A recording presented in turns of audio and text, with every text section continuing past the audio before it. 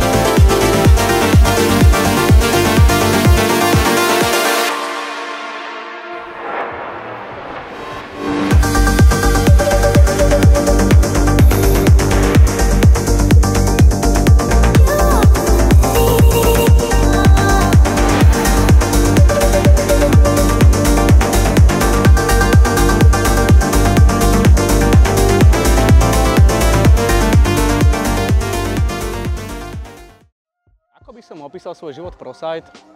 Sloboda. Zaujímavý. Je to veľmi zaujímavé, máme zaujímavú prácu, na jednej strane je ťažká, ale všetci si to užívame. Ako by som opísala svoj život v ProSide jedným slovom? Neskutočné. Jazda.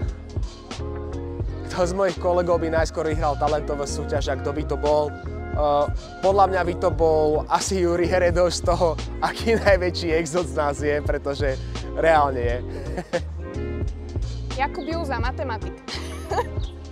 Zase by to bol Kubim Mráz, pretože nikdy nedošiel na čas, takže on by ešte aj vlastné ocenenie zmeškal, takže by bol profik v meškaní.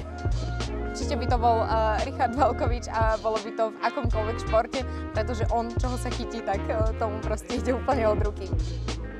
Čo by som odkázal sebe samému na začiatku cesty v ProSide? Vytrvalosť. Tak určite